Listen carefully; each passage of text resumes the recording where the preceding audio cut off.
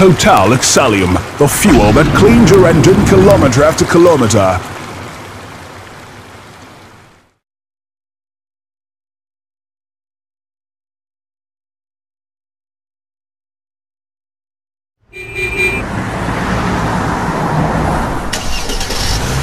Total Excellium, the fuel that cleans your engine kilometer after kilometer.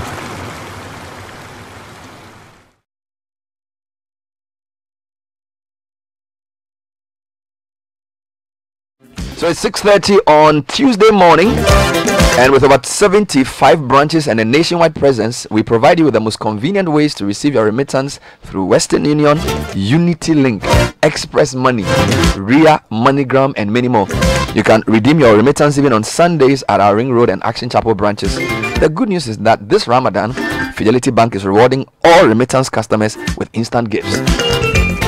Jumping straight into the newspaper review with AJ Akwoku Sapong and Kojo Akoto Boateng. Guys, good morning. Welcome to the show. Good morning, Bernard. How are you? Looking forward to the day. There's a lot on the table. Yes. A lot on the plate. We're Bernard, continuing with our series of stories on the Legon Medical Center. Yes. And we have some very interesting reports to air for our listeners. And also something to do with the ports. It looks like more confusion about who's supposed to do the thing that's supposed to be done. Yeah. So let's get into the details, AJ. Starting with the Ghanaian Times, more funding for free SHFs. Government spends over 534.7 million Ghana cedis as of May this year. Police investigate death threats against Franklin Kujo. CID interrogates Carbo, and Ghana card rollout fails to take off. The Daily Graphic, choice of FA president. Let government have say, according to Kwabena Ejapon. Kwabena Ejapon of the Ghana Institution of Engineers. Yes, former politician, now engineer. Ghana card registration in slow start. GIFF opposes award of trade facilitation activities at ports, and something big coming today. The final Unipass deal is costly and unnecessary. GIFF. NIA to issue 88.9 million cards in 15 years. NIA apologizes for no-show, blames technical difficulties. I know nothing about Nyandechi's fraud case, says Carbo, and Mustafa Yusuf confirmed as National Service Boss. The Daily Guide, $1.2 billion national ID fails to take off. Kofor not evil, Rollins begs, and Cabo storms CID over a NAS video. The Today newspaper, patients stranded as lab technicians embark on strike. Private lotto operators appeal to government to ignore those against NLA license fee and e-kiosk project, and CID quizzes Cabo. The Daily Statesman, Mahama is NDC problem, more kick against return to lead party. NPP will make life better, VIP assures Ghanaians. And NAPCO to employ 18,000 people under agri sector. The Chronicle, Rollins eats back own vomit, apologizes to Kufuor Mahama over insulting comment. Operation Vanguard strikes in Birim North, and Chronicle lawyer writes to roads minister. The Daily Heritage, community uses hole to construct road due to government neglect. This is an example of labor-intensive public works initiated by a community. We'll tell you more. Deal with in-house corruption. Assemblies of God, Greater Accra boss urges church. Ignore those against lotto fees. E-kiosk projects. Private lotto operators appeal to government. And student storms police station with pistol over accusation of stealing mattress. The New Crusading Guide, Ken Ejapon fights Anas over number 12 video. Rollins apologizes to Kufuor and Mahama, and freight forwarders go wild as Deputy Minister calls for calm. The Custodian, Kwabena residents, drivers threaten demo over bad roads. You should see a picture of the roads on the front page of the paper. 7 reasons why John Bodi should be NPP General Secretary. JJ begs Mahama, Kufuor. Imani fronting for telecom companies, Richard Nyama, and Metro Mass security couple exposed, fingered as NDC mole. If you go to the graphic business, nuclear power to the rescue as traditional energy sources plateau. BOG rejects decoupling supervision from functions, and other stories. All right, let's go online just to give you more headlines. If you go to citynewsroom.com, Carlos Ahinkra disrupts press conference on Unipass. It's the same story you read with freight forwarders. They call them GIAF. Also, NIA pulls a no-show at presidency. Mrs. Ghana card target again. This is like the 4th time. Also, over 200 training nurses picket at ministries over NAPCO. and MPP mismanaging economy, according to Anita Disusu. On corruption, number 12, Anas uncovers match fixing between local teams, and MTN launches its IPO today. That's citynewsroom.com. If you go to myjoyonline.com, Chinese Togolese among latest soup on illegal mining in Ghana. Also, remembering Major Mahama, a soldier killed by people he swore to serve. Now, this story on Citi Breakfast News is also on Joy. Police investigate mysterious death of Deputy NEIP CEO at Obingfo Hospital. And patients stranded as medical lab scientists embark on sit-on strike. Now, if you go to citybusinessnews.com, the lead story there, government calls the bluff of freight forwarders on Unipass.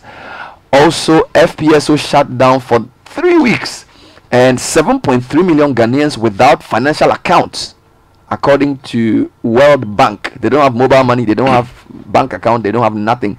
Now, Peace FM Online leads with the NIA. Stop wasting taxpayers' money. Nana Ofori also blast government on Ghana card.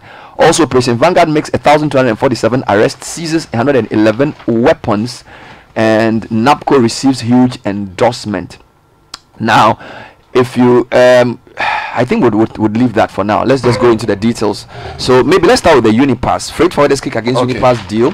That story is everywhere, and it looks like the troubles at the port are not ending anytime soon.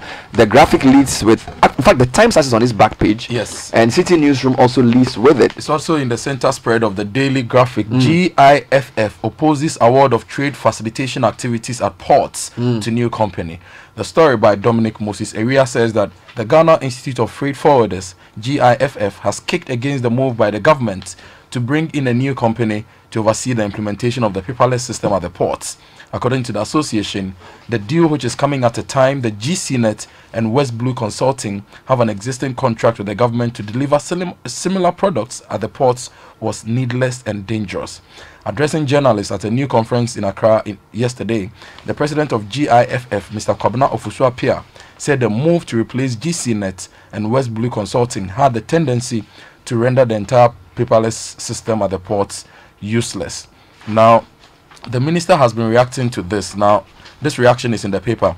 Reacting to the issues raised by the GIFF, Mr. Carlos Ahenkra, who was at the news conference, said the government was not going to cancel the contracts with GCNet and West Blue Consulting.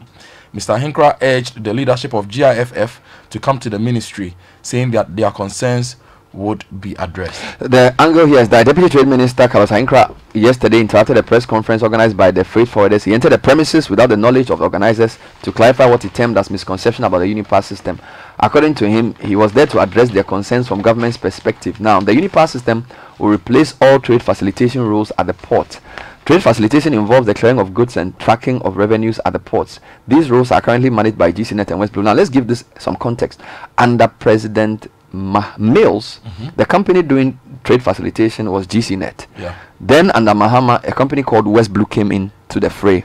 That matter was almost resolved. This new government has come in, and we understand there's a new system called Unipass, which this government claims is good for the country as it reduces port charges. Now, the freight forwarders are complaining about the distortions in the new system, and charges may reduce according to the government, but the freight forwarders are having none of that. Let's not forget that the government has said that it is creating a paperless port. It remains to be seen what this disagreement over Unipass will do for the ease of movements of goods at Ghana's port. Indeed, the Times says freight forwarders kick against Unipass deal, and that's also on the back page of the paper. Well, let me bring you the Ghanaian Times angle. And the Ghana Institute of Freight Forwarders have kicked against the proposed introduction of the new company to undertake trade facilitation activities at the port. So according to the institute, government's plan to terminate the contracts of GCNet and West Blue from the goods clearing process and bringing Unipass could cost the nation's huge judgment debt when the abrogation of the contract with the two entities was effected. So speaking at the news press conference, President of GIFF, Kwabena Ofusu-Appiah, said the government's intention to replace GCNet and West Blue with Unipass will not solve the challenges confronting the paperless system. Rather, he proposed an effective governance structure interplaying authoritatively with other agencies for the success of the paperless structure. Responding to GIFF, the Deputy Minister for Trade and Industry, Carlos Ahenkra, said the introduction of Unipass in the port system was to enable importers to reduce the cost of clearing goods. In addition, this was to ensure that business strive to improve Ghana's economy, adding the decision to replace GCNet began by the previous government, as you rightly said. And he went on to say that the finance minister is actually outside to seal the deal. Bernard, doesn't the government own a stake in GCNet? Yes, it does. What new thing is any other company going to bring that GCNet cannot deploy? Sami Crab told you many years ago that there's only one thing involved. There's It's only all one thing. Didija. If they did enjoy you, that's the whole problem. So that thing is the issue. And you see, this thing is happening. So we started from interoperability, we started from ICH related issues, telco, revenue, whatever. A similar thing is happening at the port. We really need to get serious with some of these things. Other stories this morning. $1.2 billion national ID fails to take off. This is the Daily Guide, page 3. The story says, the announced registration of Ghanaians for the issuance of the National Identification Card, known as the Ghana Card by the National Identification Authority, has once again been put on hold. The executive director of the NIA, Professor Kenneth Atefa, who confirmed the suspension of the exercise on Citi FM yesterday evening, said logistical and technical challenges had compelled the authority to once again postpone the registration exercise to a different date. He, however, did not give indication of when the exercise would begin, which was expected to start at the Jubilee House, Parliament House, and the Judicial Service, among other state institutions.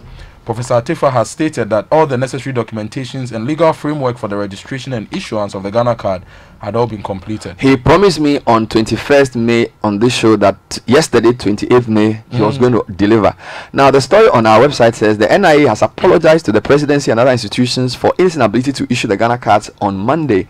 According to the NIA, it was unable to start the registration and issuance of the cards as announced due to quote-unquote technical difficulties. In a statement copied to City Newsroom, the NIA said it would outline the challenges it faced in due course. Now, following an emphatic declaration on CBS by the chief executive last week that the registration would take off on Monday, the authority failed yesterday to undertake the exercise. Now, other papers are giving different angles to this same story. We are told, for example, that it goes off to a slow start. Did it start at all?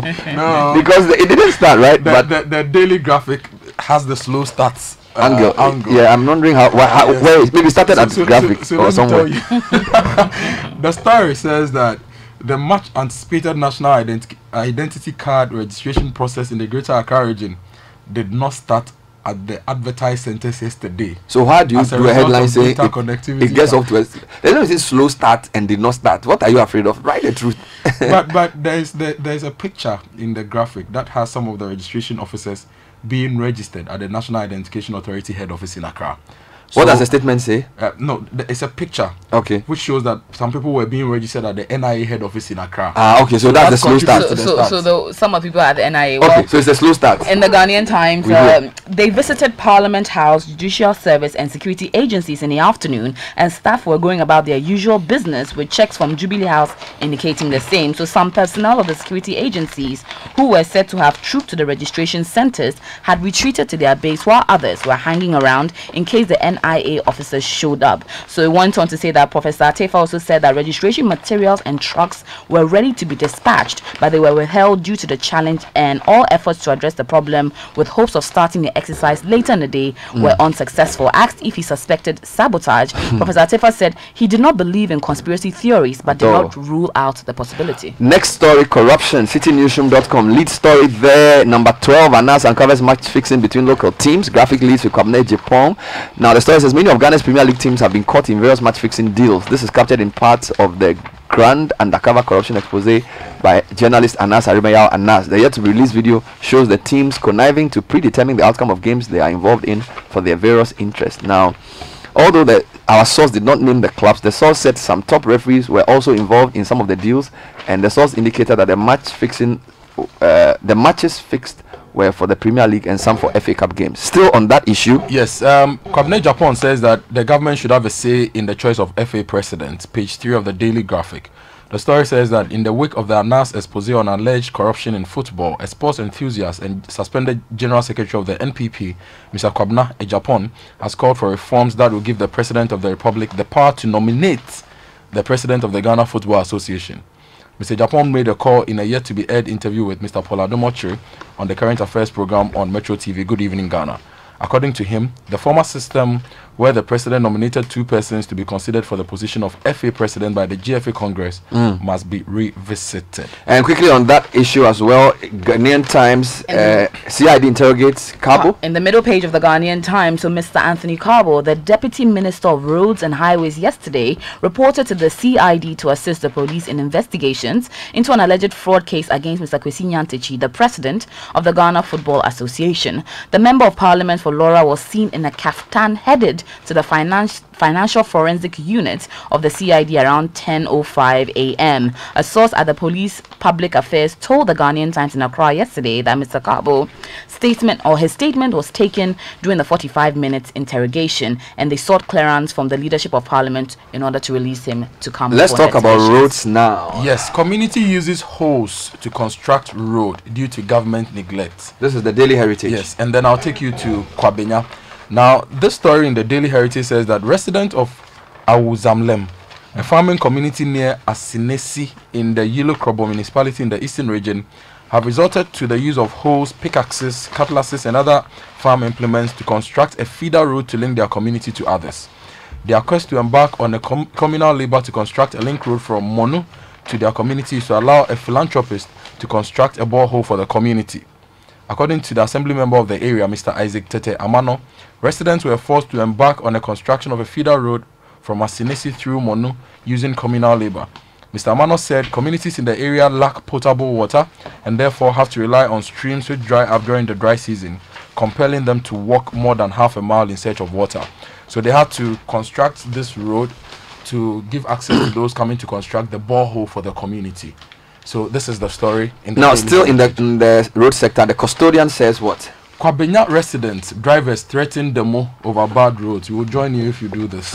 Now, the story says that some residents and drivers in Kwabenya in the Dome Kwabenya constituency of the Greater Accra region have threatened to embark on a massive demonstration if their roads are not reshaped and constructed soon. According to them, the roads in the area have developed potholes and manholes due to continuous neglect by successive governments, making vehicular movement highly unbearable. They have also threatened to vote against the governing NPP in the next general election if the roads are not fixed before the end of this year. The angry residents and commercial drivers bemoaned the bad nature of the road is making it difficult for vehicles to ply the road, and it also creates heavy vehicular traffic in the area during rush hours. Well, still on roads and transport, in the new Crusading Guide, 2 transport unions, the True Drivers Union and Concerned Drivers Union, have announced a 10% increment in transport fares with effect from yesterday, Monday. According to the groups, the members can no longer bear the rising cost of fuel and its impact on transport businesses, hence the decision to pass on to passengers. There's been no official comment, however, from the Ghana Private Roads and Transport Union, and in a joint statement released on Sunday, the unions advised the public to cooperate with the latest increase in their fares. Now, because we are discussing bad roads, we need to talk about rail. Now, graphic page 20, South African team to assess rail equipment. Chris Nuno reporting from Cape Town that a technical team from Transnet International Holdings, a South African-based railway and logistics organization, is to be deployed to Ghana by June 7 this year to carry out condition assessment of equipment of the Ghana Railway Company in the Western region. The visit of the team, according to CEO of the company, Mr. Petrus Fusi, was for them to familiarize themselves with the railway infrastructure within the Western Enclave and work with their Ghanaian counterparts to determine and confirm the type of fleet they will require on the network. At a meeting between the South African Minister in charge of Public Enterprises and Ghana's Minister for Railway, Joe Gate, at the port of Cape Town in South Africa last Thursday, Mr. Fusi said, quote, "I will be deploying a team to do a condition assessment of the infrastructure as early as next 2 weeks to work with the service design people so we have a full understanding of the Ghana Railway Company's requirements." And these are the people I mentioned yesterday to you. So they are bringing in 110 coaches, and the minister has given a deadline of end of this year for that to be done. But Bernard, since we are talking about road and transport, I have a message for those in the Malam traffic. There's actually a story on it, page 26 of graphic, what we did yesterday. Kaswa Malam road users cry for help. They spend long hours in traffic. Emmanuel Boni reports with a beautiful aerial photograph of the ongoing construction work. The photo is by Douglas Anani Frimpong and says residents of Kaswa and its environs have appealed to the Ghana Highway Authority to liaise with management of the Pambro Salt Limited to open the route to Dansoman for vehicular use in order to ease the long and heavy traffic congestion on the Kaswa Malam road. The traffic situation has been occasioned by the ongoing construction of drainage at the Malam junction. So if you are in that particular traffic, take a picture and tweet at the president's handle, the Ministry of Roads and Highways and the Ghana Highway Authority, to remind them that next time we shouldn't make these mistakes that we've made, because lots of people have to deal with that particular traffic, and it's just not right that we didn't plan appropriately for this particular project. All right, let's go to other stories.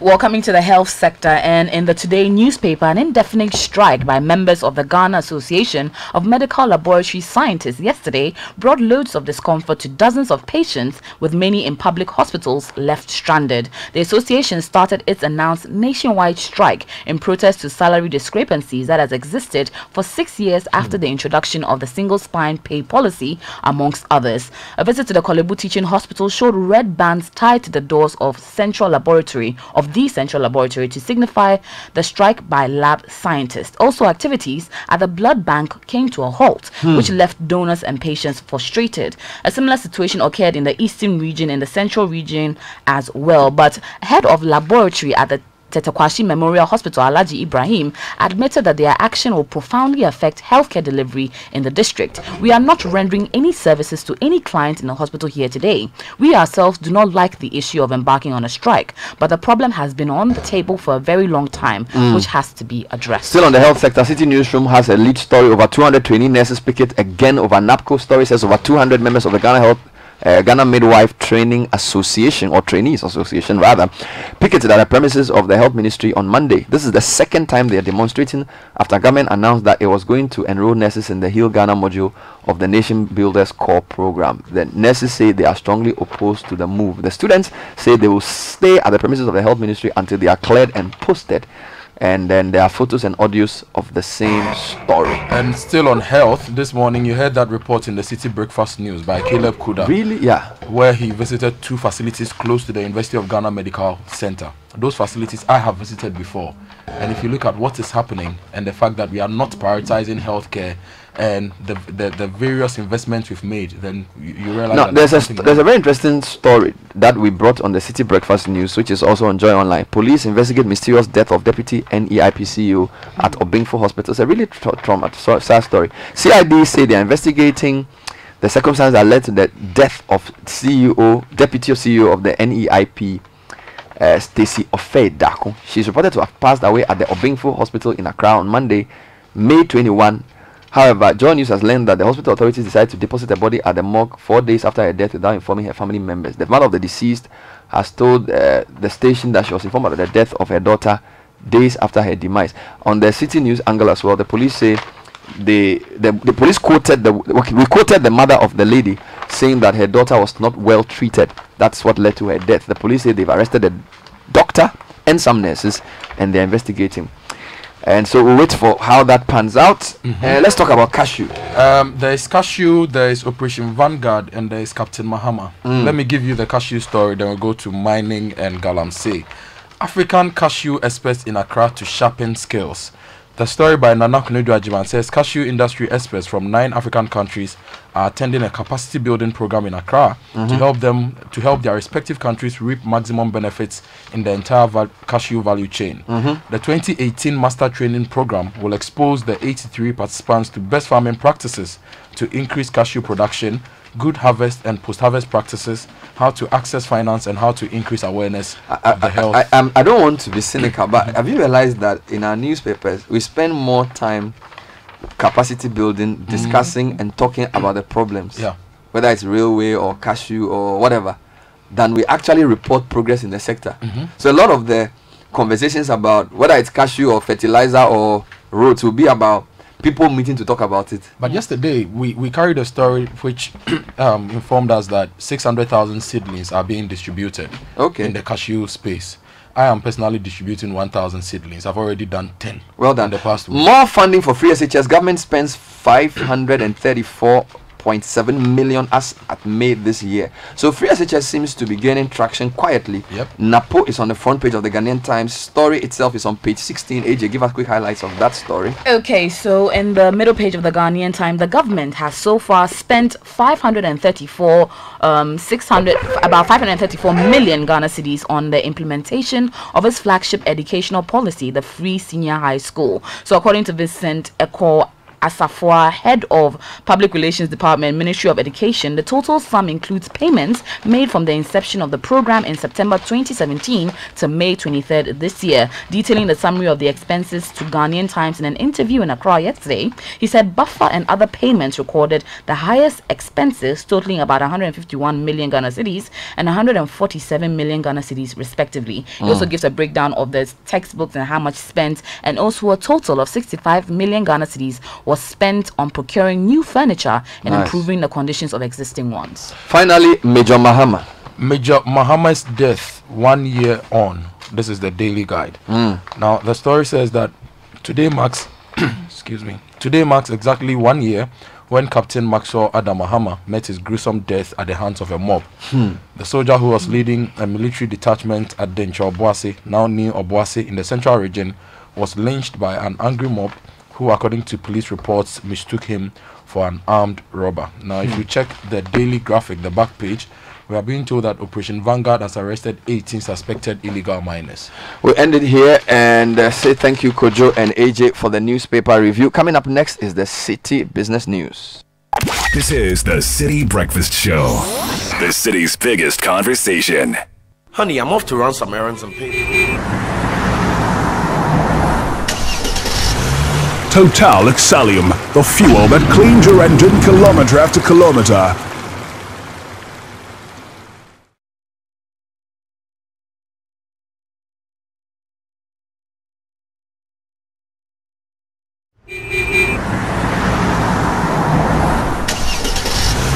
Total Exalium, the fuel that cleans your engine kilometre after kilometre.